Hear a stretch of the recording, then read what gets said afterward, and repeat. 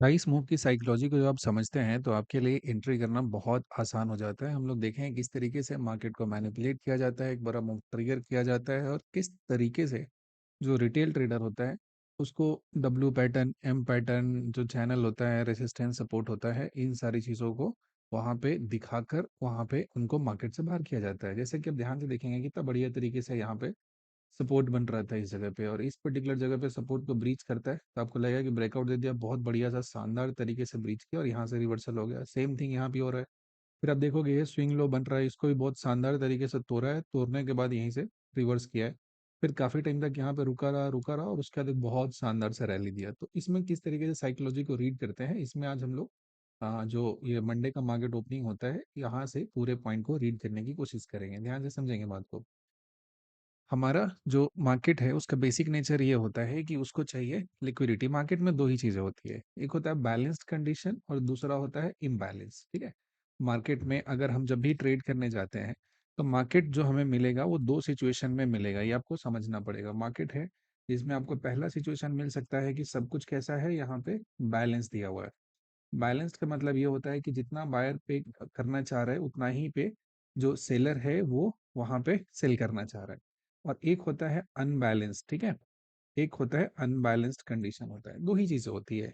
और मार्केट जो होता है ना, मार्केट का बेसिक नेचर होता है ये पहले बैलेंस कंडीशन होता है, वहां से जो अनबैलेंस्ड होता है या फिर जो इम्बैलेंस बोलेंगे वहां पे क्रिएट होता है, फिर वहां से बैलेंस की तरफ आता है, इस तरीके से चलते रहता है। देखोगे कि प्रायर यहाँ पे बहुत बढ़िया सा सेलिंग नीचे की तरफ में देखने को मिला था, और ये लगभग 220 के बाद यहाँ पे मार्केट इसी पर्टिकुलर जगह पे एक सपोर्ट बना लिया था।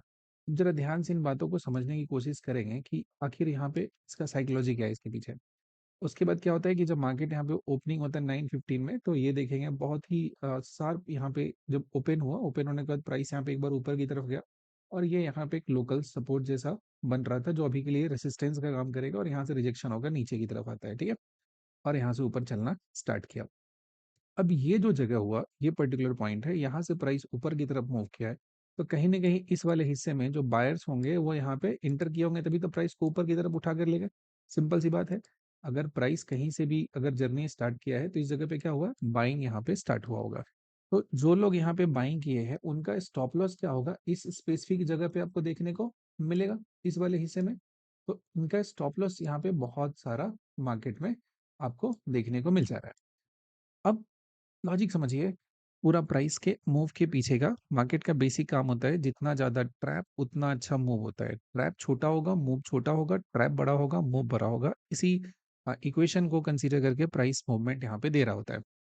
तो यह प्राइस जो खुला आपका ओपनिंग हुआ, ये ओपनिंग क्या था कि लास्ट डे का जो ये पूरा लास्ट 1 आवर का अगर तुम बात करेंगे, मोर देन 1 आवर का सेशन है, इसमें जो हाई लगाया था, इसका जो हाई है 1 आवर का, बस पूरे प्राइस पूरे टाइम की बात नहीं कर रहे, हम बात करें उस 1 आवर का जो प्रीवियस डे में हुआ था, इसका ये हाई हो जाता है यहाँ पे, और ये जो हिस्सा अगर बात करेंगे ये लोएस्ट पोजीशन यहाँ पे हो जाता है, एक छोटा सा रेंज यहाँ पे क्रिएट हो जाता है। ठीक है जी, बहुत बढ़िया बात है। और ये रेंज में प्राइस काफी देर तक रुका रहा है। इस रेंज कितना है, 24,676 के आसपास दिया है, 631 दिया हुआ है। ठीक है। तो 30-40 पॉइंट का यहाँ पे एक रेंज क्रिएट हो जाता है, रेंज में बहुत टाइम प्राइस रुका रहता है, इससे ज्यादा मूव नहीं करता है। तो ये वो जगह होता है जहाँ पे मार्केट रुका रहता है, यही वो जगह होता है जहाँ पे बढ़िया सा बाइंग यहाँ पे हमें देखने को मिलता है। तो जो लोग यहाँ पे बाइंग करके गए थे उनका यहाँ पे स्टॉप लॉस रुका हुआ था।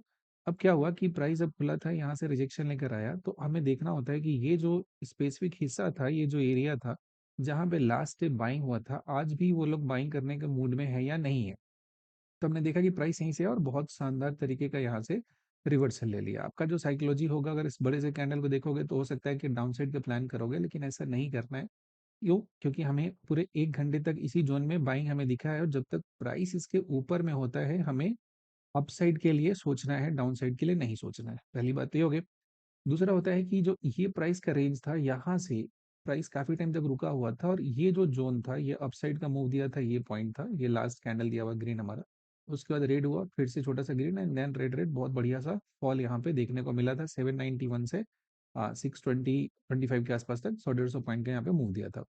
तो ये जो अपसाइड का मूव किया था, इस अपसाइड मूव में ये जो आखिरी कैंडल है हमारा ग्रीन कैंडल, वो हमारा ये पर्टिकुलर पॉइंट हो जाता है। ये छोटा सा जो मूव दिया अपसाइड में यहाँ पे जो मूव मिला है उसका ये हाँ रेंज होता है। रेंज का मतलब होता है कि जो कैंडल बन रहा है उसका हाई और लो के बीच का जो गैप होता है उसे हम लोग रेंज कहते हैं उस कैंडल का, ठीक है। अब ये जो रेंज यहाँ पे क्रिएट हो जाता है, इसी रेंज से सेलिंग यहाँ पे बढ़िया तरीके से ट्रिगर हुआ था और प्राइस यहाँ तक जब जाएगा तो कैसे रिएक्ट करेगा, हमें इस बात को समझना है। ये जो आपका अपसाइड का मूव होता है, यानी कि जो बायर्स है यहाँ से इसके ऊपर नहीं ले जाने, मतलब ले जाने के लिए यहाँ से कैपेबल नहीं थे, और यहीं से यहाँ पे सेलिंग ट्रिगर करके नीचे की तरफ दे दिया। तो कहीं ना कहीं हम ये समझ सकते हैं कि इस वाले हिस्से में क्या होगा, बहुत सारा मेरा क्या होगा, सेल का जो ऑर्डर होगा वो पेंडिंग इस जगह पे पड़ा होगा, ठीक है।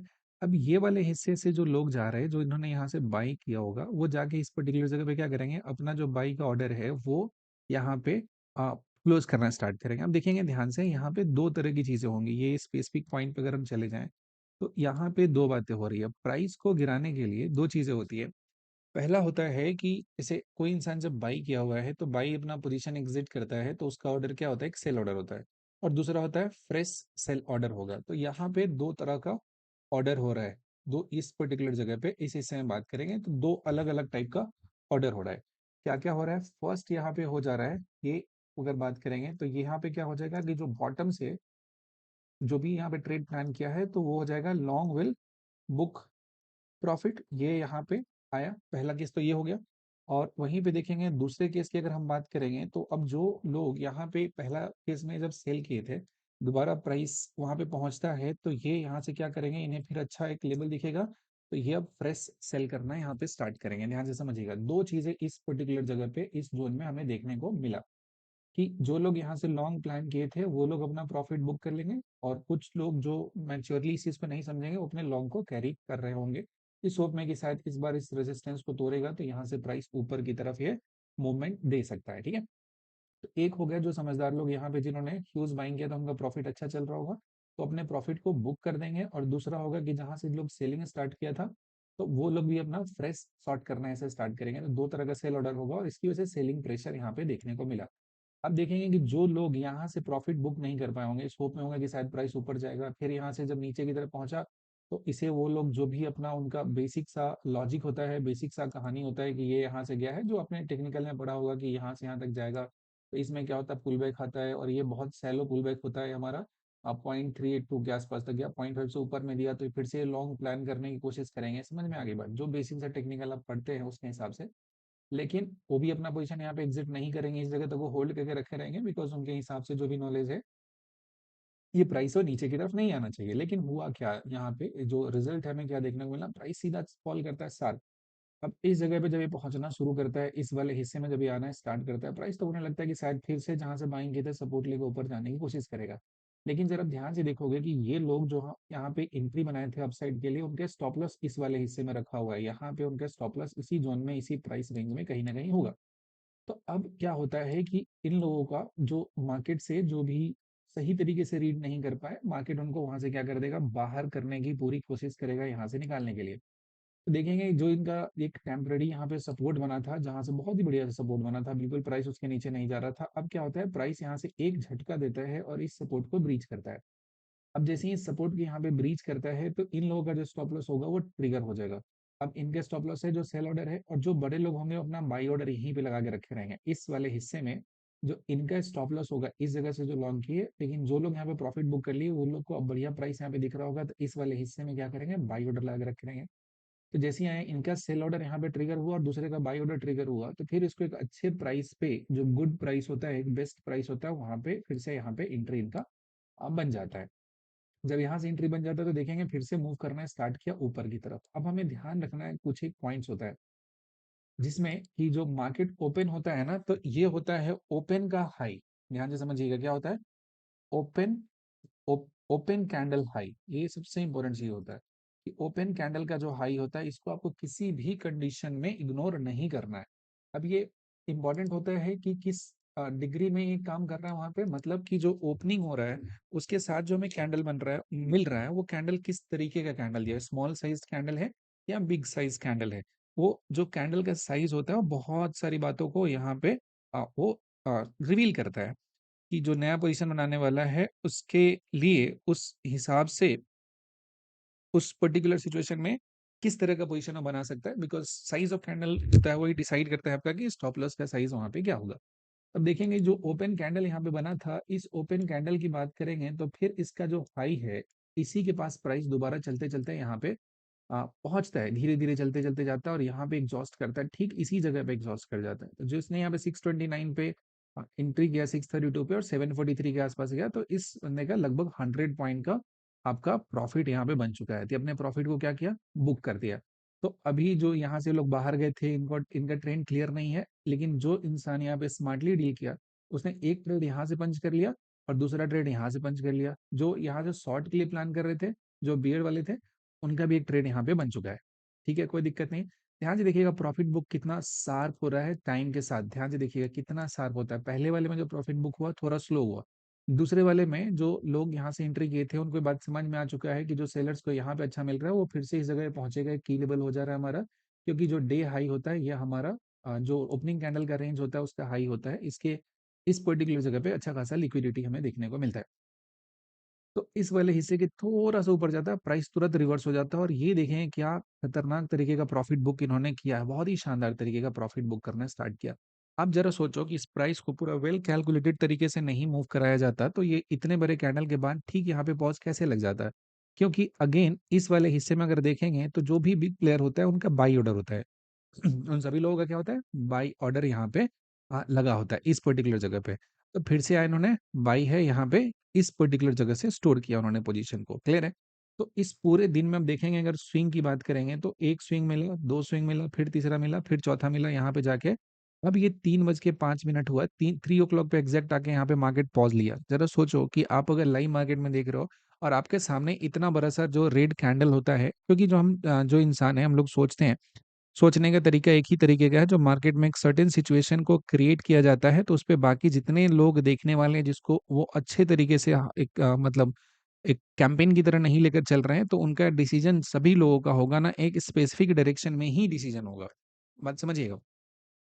विथ प्रैक्टिस जब टाइम देंगे तो धीरे धीरे आपका डिसीजन है वो थोड़ा और प्योरीफाई होगा इसमें लेने के लिए। देखेंगे इसी जगह पे आया था, इनका ऑर्डर पहले ही से इस जगह पे पेंडिंग ऑर्डर पड़ा हुआ था। ये वाला जो हिस्सा होता है ना जहाँ से बाइंग हुआ था, यहाँ पे पेंडिंग ऑर्डर पड़ा हुआ था। जैसे ही प्राइस इस जगह पे गया तो उनका पेंडिंग ऑर्डर ट्रिगर हुआ और इस जगह से यहाँ पे ऊपर की तरफ निकला।